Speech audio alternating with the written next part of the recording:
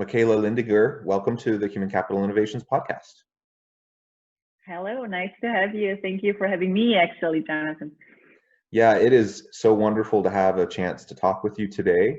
As we get started, I just want to share a brief bio about Michaela, who hails from Austria, which is such a fun place, and it's great to have a chance to talk and get your perspective on all things related to Agile leadership today.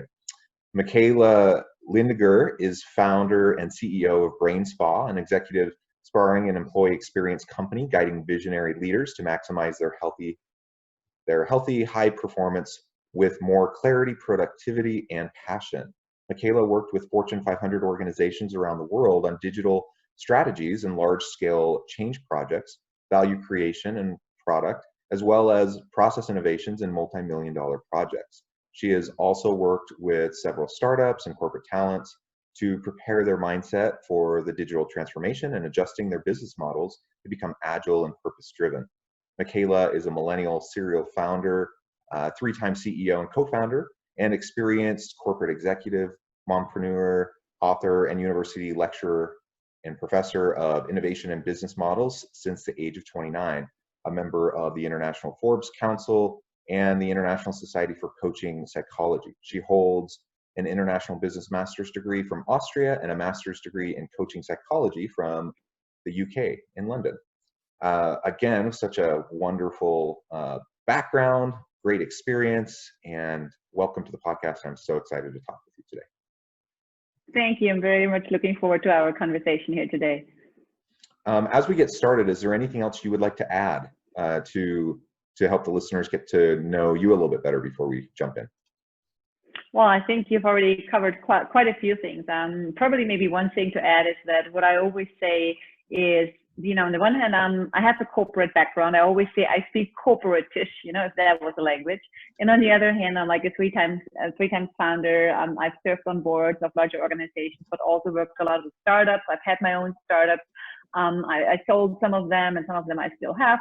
So I think, coming towards our topic of Agile today is probably something that I've experienced firsthand, first row as a founder, but I also work a lot with corporate, seeing and understanding the challenges that they're facing, because they're just, corporate structures are completely different. They are probably not anything like Agile.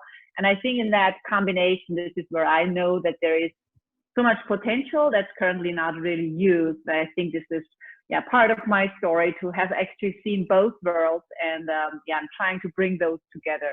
That's probably the only thing I would like to add here. That's wonderful, and that's a really good framing for it too. And I think you're right. It's two different worlds when you're talking about startups and scaling versus large, bureaucratic, mature organizations that often are kind of the antithesis of Agile. Absolutely. But the principles are still very important for them to consider as they're going through change processes. Right. And so yes. being able to bring that perspective from a startup mentality back to corporate, I think is really important, and that's what we're going to explore today. Yes, absolutely. Okay, well let's start off by talking about decision makers and organizations of any type. They face many challenges. Of course, right now we're in the middle of a global pandemic, so that's an extra challenge added upon already existing complexities and hyper-competitive international markets and everything that organizational leaders have always had to grapple with. But what do you see as the biggest challenges to organizations and decision makers today, particularly if they're going to start trying to think along the Agile framework? Yeah, so I think that the question around challenges, especially these days where everybody is so busy with all the special additional challenges that the pandemic and the COVID-19 crisis brought upon us, I think probably if you talk to business leaders, they could give you a gazillion things of challenges they're facing today.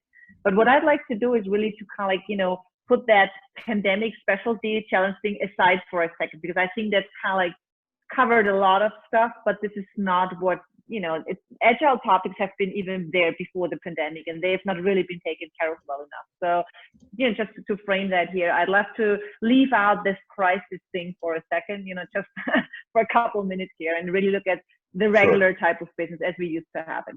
So when we look at the challenges that organizations face when it comes to this whole agile thing, is I always try to distinguish on two dimensions. So the one thing is really the organizational dimension, and the other one is a very personal, the leader's dimension on a personal level.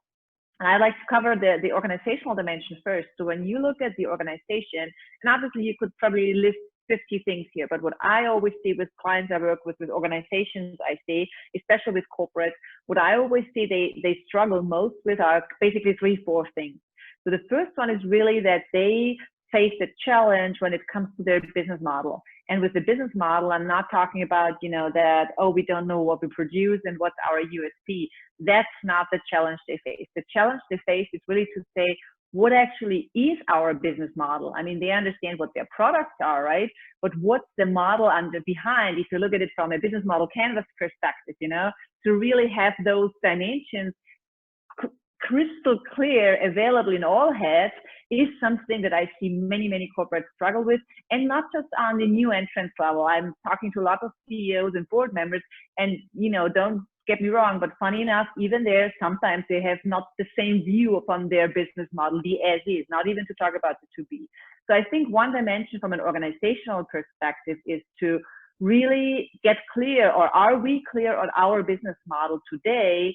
And then on a second step, and that's actually a completely different story, to say, are we clear on our business model in the future? And if there is a gap or if there is adjustment needed, then what is, or how do we get there? So I think that business model dimension is one that I think is part of this whole agile discussion, because this is where things get a bit, squeaky and where things get a bit stuck, right?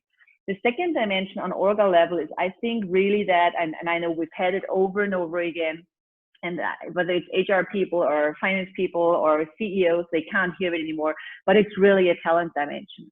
So I think it's really that thing. I mean, I'm a millennial myself, and when I started to get, enter the works ecosystem, they said, "Oh, we have a war for talent. We've had that for 10 years." I'm like, "This is cool, If you're a talent and there is a war for you, well, you're lucky somebody wants to hire you." But I think that has not changed the last 15 years or 20 years almost. And I think it's getting tougher and tougher where, with these challenges, with these fast-moving situations, basically. And the last thing is what I see as a big, on an organizational level, is that what had happened in the past is that organizations had to deal with complicated things. Things got more complicated, whether on the technology side or on how they approach market, from local to regional to global, and back to regional and to local again. So they had to face complicated things. And complicated, you can always solve that with more more money, more people, more production plants, more markets to serve, more countries. But what we see in that, call it digital transformation, digitally times ahead of us, is that we are facing complex. And complex, you cannot solve with more of. Complex, you need to solve with completely different perspectives and approaches. And I think these, and probably there's 1,000 others, but those are the three, I would say, big challenges that I see many corporates facing today, and they don't really find good answers to handle them. And then on top, we have like a personal level from a leader's perspective, because obviously we all know that, companies, sometimes as good as a good leadership is within this company. And I think on a leadership, on a very personal C level or C-1 level, we face on the one hand that fear of trial and error, because we've never been incentivized for trial and error. We have never been, given any bonus because we failed more than the other buddy in our leadership team. And I think this is something I see a lot of my clients, like, 45 all the way upwards, towards the end of their life as CEOs, so to say. They are struggling. They're really struggling with this. I'll give it a try and I see how it works out. And this is important, and this is actually the second thing, that this old structure of doing your annual or biweekly, a biannual or 5-year strategic planning and your summer strategy sessions, that's gone. You need to go in much shorter if at any planning cycles, it's actually more a review and a brainstorming cycle rather than a budget forecasting type thing. And I think with that combination of seeing leaders being faced with challenges that actually ask them to have a completely different approach. They've not learned that at business school, whatever Ivy League program they really did. They've not been incentivized in their past career, and they've probably not been hired to be the trial and error CEO in the new company. I think that compared with what I mentioned earlier about an organizational level, this is a little bit of a tough cookie here that organizations need to face before we even touch the Agile way of doing things. Yeah, you bring up a bunch of really important points there. One of the things I really keyed in on and what you said just a couple minutes ago was about how, particularly in larger organizations, they're already very complex. And if you're trying to solve complexity by building more complexity on top of it, you're probably not going to solve your problems. And so what's the answer to that? I mean, part of the answer to that is, you mentioned digital transformation. So leveraging technologies to help us simplify processes, practices, procedures that will allow us to be more responsive in real time. What do you see in addition to embracing digital technologies for digital transformation? What do you see as like the main skill sets that senior leaders need to be developing, adopting, to be ready for this kind of new environment? I think absolutely valid question here, and I might have a bit of a provocative answer to the digital transformation, because when I was back in 2010, I came back from my maternity leave, and back then I was working with large corporates, and I was part of a large consultancy on strategy and innovation work. And back in 2010, at least in Central Europe, digital transformation as a buzzword, we're just putting that under parentheses here. Digital transformation was a lot related to Google Glasses and AI and bots and all kind of technology things. But barely anybody actually looked at the people dimension of digital transformation. And I was like the one saying, hey guys, I think, there is something related to people that we need to watch out for. And that was not a very popular thing to say. Now, fast forward, I think what we see today is that I spoke to a guy from Silicon Valley the other day about AI and the human dimension in AI. And the funny thing was that he actually said, technology, I don't want to say there is nothing we can't solve yet, but more or less, if you bring the right people to the table, technology limitation or technological limitations are not really there anymore. There's always, it's improving so fast. But what is there is that the skills that we really need on a talent level, these are the things where I personally think we need to focus on when we really want to look at which skills are needed for the digital transformation. And if you break that down, the funny thing is what I always see, and what there is a lot of studies out there that actually show the same, is it's not complicated things. Sometimes the skills we need to master that digital transformation, I would call it so basic that we kind of we unlearned them. We initially had them, when we were little, basically, but over the course of whatever education system we went through, we somehow unlearned them. And maybe I just, point out a few so we get a feeling of what we're talking about here. Like one, for example, is the skill to envision something, to build a great vision, to communicate a vision. And a vision is not a 2-year budget plan, A vision is something where you talk in pictures, where you don't talk in market shares, where you don't talk in KPIs, where you don't talk in revenue shares, but you talk in pictures. And I think that vision, that North Star, that if I look at the startup world, I mean, they can tell you the vision they have, and it's not just the founder team. It's like whether they are 10 or 50 people, short or big, whatever, they all have the same North Star they are turning to and they're directing their attention to. In larger organizations, they have values that are, I don't know, in front of the CEO's office on the wall, but that's not a vision. So I think that skill to create a vision and to communicate that in a way that people feel passionate to follow that and to give their best to achieve this vision. Although it's not crystal clear yet what that means for the next marketing campaign or what that means for the next product enhancement. That's not the point. The ability to create a vision, I think, is something. I mean, my daughter was little and she had crazy things about how she learned to fly and, how she has a flying horse and things. Well, you can't see that's never happening, but at least for her, it was a cool picture, right? And I think the second thing in terms of skills that we really need to create and to foster in order to survive and, well, survive first and then hopefully to master that digital transformation is what I call collaborative problem solving. And it sounds so simple, but this ability and all the way towards incentivizing people that it's not about them solving the problem individually, but about that human, almost an USP to co-create, to collectively solve things. I think that's also so natural. If you look at, back to kids, if you look at kindergarten groups, they're trying to build things together and they have ideas and they shape it and they discuss and they argue. And then you enter kind of like the school and the later on education, university, and you're never incentivized for collaborating at an exam with anybody, right? But then you enter the workforce and all of a sudden it's like, oh, can you guys do a creative workshop and just, bounce ideas? So what I'm trying to say here is I think things are initial human that are actually, they were here when we were little. We kind of like got them, I don't know if that's a proper English term, untrained, so to say, over the course of our top level education.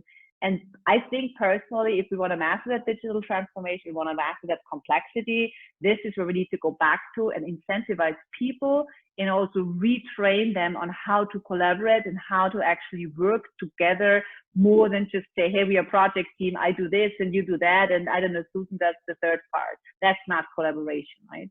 And I think the last but not least is really that what I mentioned earlier and with business model thinking, I think, probably add a bit of a spin to being in a very agile situation, not to say a large corporate is so large and so complex, as you said earlier, you cannot try in this fast-paced, fast-moving future to structure it and to control it and to maneuver it in a way that you've done it in the industrial age, right? So you have to go back to really understand the vision, have people collaborating, hope their relationship with them is built on trust, and then really let them go and do their thing in a smaller unit that you cannot kind of like control with all, I don't know, communication levels and KPI levels and P&L levels, but you really have to probably look at it from a more, not from a centralized, but more from a decentralized perspective. And I think when you look at it from a business model perspective, it's crystal clear. You could have some part of the organization work on that part of the business model or on this specific business model, and others just work on a different approach. And I think those are, for me, skills that are on an individual level, but again, also on an organizational level. I think this is a real challenge here, that you cannot just do the organizational, leave out the individual, and vice versa. You really have to do both in parallel. I think this is where a lot of organizations are struggling with, actually. Yeah, well, I completely agree. That's great. And we have to remember the technologies, when we talk about digital transformation, I think you hit the nail on the head, that these are tools to enhance the work that people do. But you still need creative, innovative, collaborative people behind the scenes to implement the technology, right? And exactly. And too often I've seen organizations, I've seen leaders feel like, oh, we're just going to implement this new technological system, to address our problem, and that's going to fix everything. Well, that's so silly. It's naive. It's simply not. It's simply not going to work that way. Not only are you going to come up with a bunch of resistance from internal stakeholders and employees as you go through that tech system shift, and that's a whole different challenge, that we could talk about that you have to address. But but you have to remember that it's the people that will be driving the technology. The technology doesn't run itself. It doesn't fix itself. It doesn't debug. It doesn't debug itself. It doesn't come up. The technology doesn't come up with its new innovations itself. It's the people behind it that does all of that. And so we can embrace the technology. We should be embracing the technology because it can enhance our lives in many wonderful ways. It can enhance the productivity and efficiency of the workplace in a lot of ways, as long as we don't forget those core fundamental people components that are essential to any successful organization. And you mentioned earlier, a few minutes ago, about trial and error. That is so important, and that's my experience too. Most places I've worked with, they not only don't incentivize any sort of trial and error, they actively punish it, because if anyone were to try something and it doesn't work out, then people get fired, or they don't get their yearly bonus or whatever. And so people play it safe, and when people are playing it safe, they're not being creative, they're not pushing the envelope, they're not innovating. So like you said, you create smaller, agile teams that can fall forward, fail fast. You can try new things out, and then if it works, then you can start to replicate. And if it doesn't work, then you learn from it, and then you move on. And that learning is, sorry for interrupting you, but that learning is about as worthy as if it went all the way through the roof, right? So because that learning has probably a lot of potential in there that you could actually leverage, and unfortunately learning does not turn, doesn't result in some sort of revenue, that doesn't show up on the financials. But actually, if we had a way to, I don't know, how to monetize the learning potential we've just had, or that we actually uncovered, that would probably be a completely different thing, right? Well, yeah, and you're absolutely right that it doesn't show up financially, at least in the short term. But when you create when you create that kind of a culture of trial and error, of incentivizing risk taking, reasonable risk taking, right? And learning as you go. As you create that culture, you create a learning organization. That's what drives an innovative organization, and that will long term reap huge benefits, because you're going to come up with new products and services, new efficiencies, things that you hadn't ever even conceived of before. And so like you said, you might have this initiative that is a complete failure, you fall flat on your face, but in the process of doing that, you learned these 3 things that are going to be essential to the next initiative, to do it successfully. Go ahead. Yeah, and I once had just a quick story I'd like to share here. I once was speaking to a very, very innovative CEO of a large corporate here in Europe. And I was like saying, let me ask you this. I said, you're collaborating with cool organizations, you're collaborating with startups, you're giving your people such a great, I always call it space to do that trial and error and not to punish them. And I mean, they have an incredibly cool company culture, and it's not a huge organization, but they're, I think, close to 1,000 people. So it's not a small one either. And I asked him, how do you actually convince your CFO? Because he's a CEO, and he was not the youngest, I have to say. And he said, it's very easy. If you have 10 opportunities to learn, and that you just want all 10 of them to be like the hockey stick success story, he's like, this is unrealistic. Everybody knows that. So that's not a difficult one to argue. But then he said, if you had the glass thingy where you look into and which one of those 10 is the one that's the hockey stick and which one is the one that's just the big loser, you would just pick the hockey stick, right? But he said then the tricky thing is you need all 10 until you know which one was the hockey stick and which 7 or 8 or maybe 9 but just the crappiest thing you've ever had, right? So he really looked at it almost from an investor's perspective, like as if he was a startup investor, to say, okay, I need to invest in 10 small organizations because I need all 10 to have a good ratio of having 1 or 2 that's kind of like do the flat thing, and 7, 8 that's kind of like do the dip down all the way, never seen again. And then, of course, there's always 1 out of 10 as a ratio to say, hey, this is the core thing, whether it's a hockey stick or it's, a steep curve upwards, that's what you want to have. But he said so brilliantly clear, you cannot just trust and hope you're right and do all your analysis to pick that one. He said you need to spread it, and if you do that right, obviously 1 in 10 is a good ratio you want to have. And I think this is a complete different mindset than how we did business cases in the past and how we did ROI, calculations in the past. Absolutely. And that one successful initiative will fund the other 9, right? Absolutely. And beyond. And so, Yeah. so we can't lose sight of that. And it Mm. is interesting because we come from the mindset of, you know, if you only had 1 out of 10, that's only 10%. That's failing. 5 out of 10, 5 out of 10 is failing.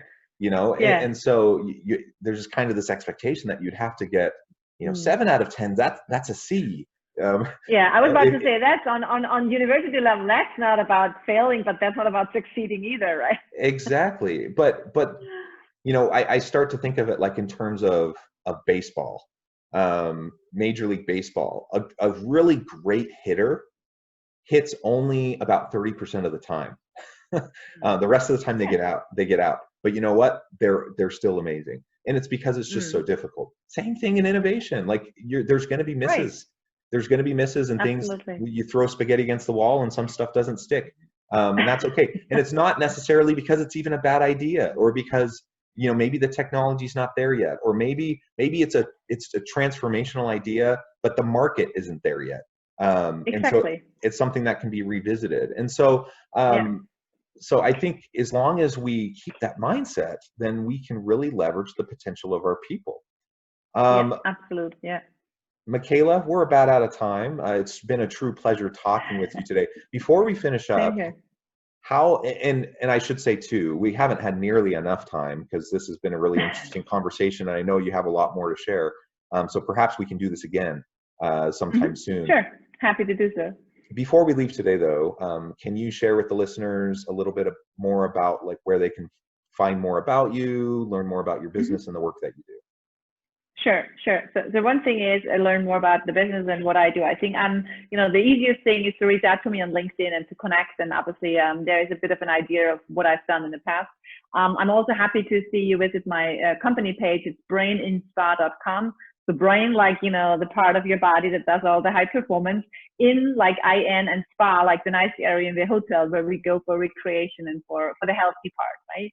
And I think what also I'd like to cover here is maybe just one last point. As I mentioned earlier, it's about, you know, digital transformation, and that agile thing is the one thing on the organizational and one thing on the individual level. And what I do is with a lot of leaders, and what I've recently launched is what I call the Be Me, the core four. It's your body, your emotion, your mind, and your executive career, that you need to work on them simultaneously, and, you know, don't need to work on them by go reading books, but really, you know, go for a sparring partner and have that human interaction also when you are trying to build those, you know, initial human skills. I think this is probably something that I focus a lot, and there's lots of information out there. You can find it on my website, or you just reach out to me on LinkedIn. I'm very much looking forward to any questions that might come up after you've listened to our conversation here. Wonderful. Well, thank you again, Michaela. Excellent. It has been Thanks. Fascinating discussion. I look forward to having the chance to talk with you again soon. Enjoy the beautiful Austrian summer. I will, and all the best to you, Jonathan. Yes, have a great weekend. Thank you. Thank you so much. Bye-bye. Bye-bye.